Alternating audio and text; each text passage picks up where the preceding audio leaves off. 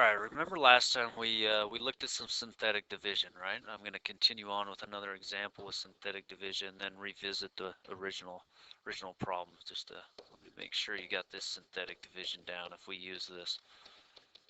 Let's do some more synthetic division. In fact, let's use that same problem where we had that x cubed plus x squared minus 5x plus 3, and we divided that thing by x plus 2. Now remember with synthetic division, I can only do this synthetic division if I have something of the form x minus k, right? Because I have to be able to do that. So in other words, a linear, right? And I have to be able to identify k. Well, what's k?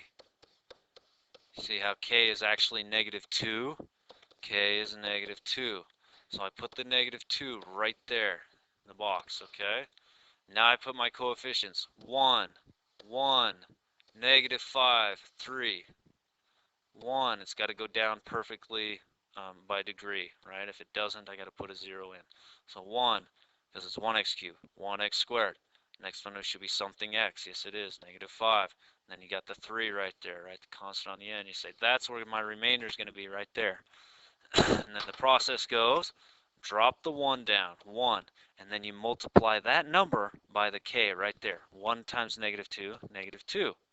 And then you go that 1 right above it. 1 minus 2 is -1.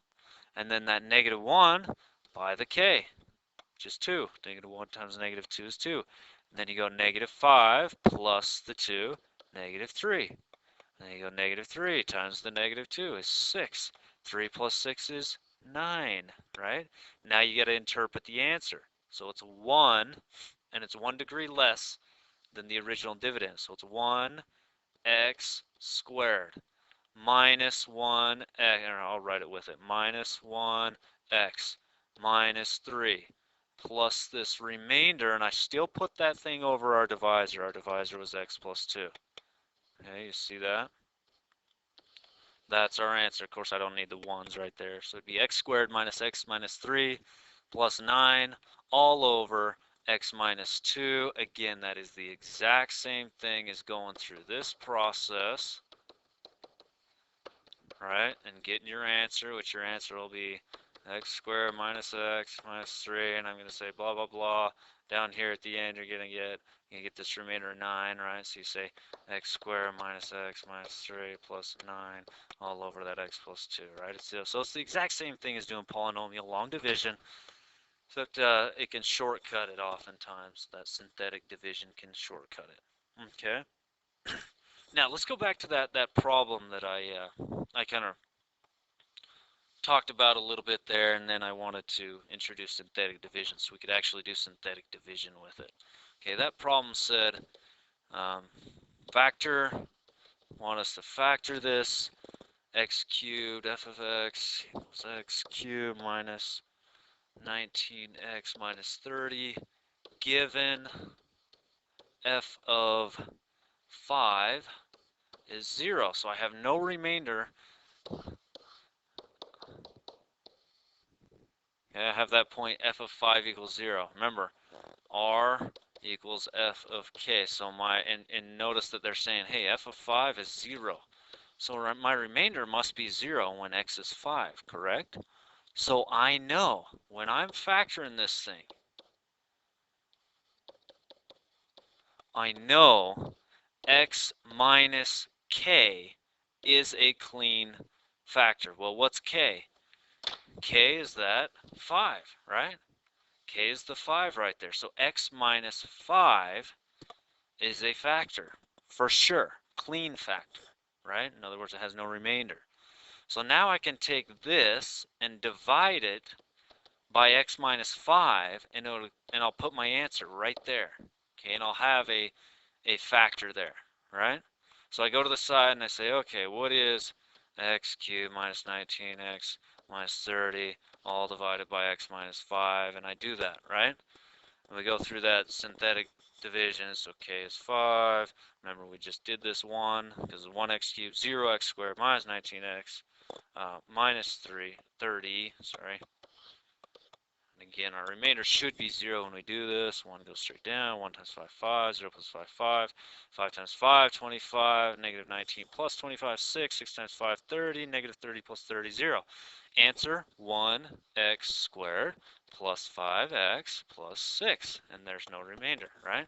That's what I put right up here where I have A and S. Answer, right? X squared plus 5x plus 6, okay? In other words, x minus 5 times x squared plus this times that gives you x cubed minus 19x minus 30, right? Now it's asking us factor this thing completely. So I leave the x minus 5. Now I'm looking at this piece right there, and I just factor that. Say, oh, well, that's x and x. Factors of 6. Try 1 and 6 or 2 and 3. Look at the positive, oh, it's got to be plus plus or minus minus. Of course, this one ends up being plus plus. There it is, completely factored, okay? So when they gave us that 0, f of 5 equals 0, right?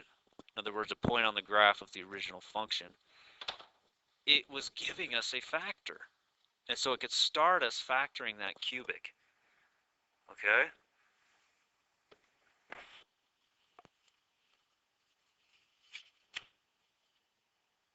Let's do another one here.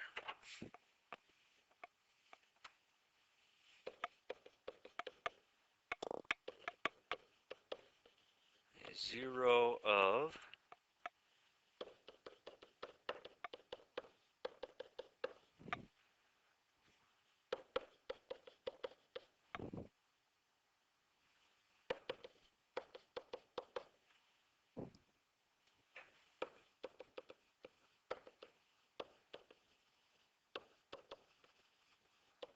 Alright, so find the other 0. So this is saying, I've got the function, I don't know what it looks like, but I have this 0 at negative 1, right? So this function, whatever it looks like, goes through that point there. So if I have a 0, I have a factor, right? Factor is of the form, so I can start factoring this thing. It's the same idea, right? Now I want to find the other x-intercepts, in other words, the other zeros for this thing. On this last one, if you want to talk about the other zeros, that problem's presented in a slightly different manner. If you were finding all the zeros, we already know we have 5, right? They're there in the graph. If we're finding all these zeros, in other words, our y-intercepts, just set equals 0. So x is 5, x is negative 2, x is negative 3. Okay, so negative 2 is 1, so is negative 3, right? And we know this thing in behavior is going to go down to the left, up to the right. So this thing probably looks something like that. I don't know exactly, but anyways. So that's how you would find that. So that's what you're wanting to do here, right? You have 1, 0. You're wanting to use that 0 to factor it the rest of this thing, okay? So let's write this. X cubed plus x squared minus 4x minus 4, right? We're factoring it. So I say, oh, I have a 0. X minus that value, x minus the value, right, negative 1, is a factor. A clean factor, right? So we got to divide this thing by x plus 1, right? So I go to the side, and I say, okay. Let me go to the side, and I'm going to take x cubed plus x squared. I'll practice some long division here. Minus 4x minus 4 divided by x plus 1, right? If you're to do a synthetic division, your k is negative 1, and you'd put 1, 1, negative 4, negative 4, right? If you're going to do it that way. So you do it either way, okay? We do this division, let's get our answer. So what times x gives us x cubed? X squared. Multiply through. Change, change. Hey, both of those cancel, so I got to bring down actually 2 terms here, so that when I multiply it, what times x? Negative 4. Negative 4 times x, negative 4x. Negative 4 times 1, negative 4. Change, change. Gone. See how remainder is 0? So that's what goes right here. X squared minus 4. Okay? Do it real quick with synthetic. 1 times our k, negative 1. 1 minus 1, 0. 0 times negative 1, 0. Negative 4 plus 0, negative 4. Negative 4 times negative 1, positive 4. Remainder 0. And you see that 1 x squared, 1 degree less. 0x minus 4. You see how that's the same as x squared minus 4? Okay? So far so good, right? Here we are. I want to continue factoring this thing. So x squared minus 4, well, we know that factors into x minus 2x plus 2, right? From whatever section that was. Let me go ahead and erase this stuff right here. Okay?